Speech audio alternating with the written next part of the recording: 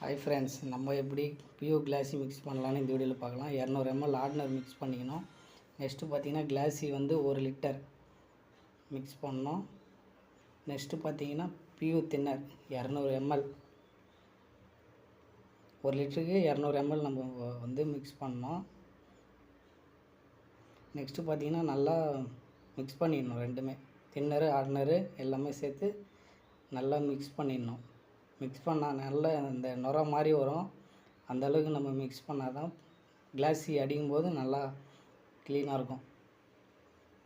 இது வந்து செகண்ட் கோட்டு பாலிஷ் வந்து அப்ளை பண்ணுறோம்.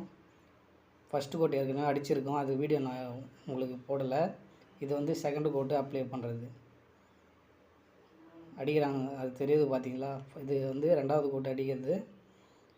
ஒரே பக்கமாக நம்ம அடிக்கக்கூடாது. இப்போ இந்த பக்கம் அடிக்கிறாங்கன்னா நெக்ஸ்ட்டு அந்த பக்கம் அடிப்பாங்க பாருங்கள்.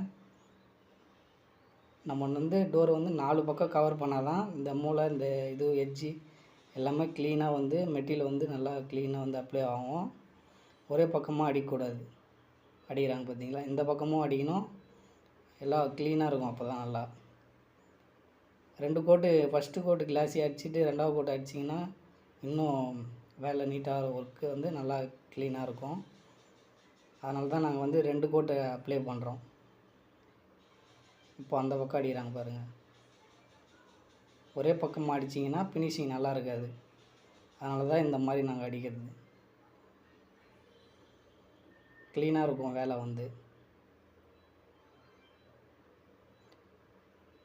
இது வந்து விநாயகர் டோரு, தேக்கு மரம்.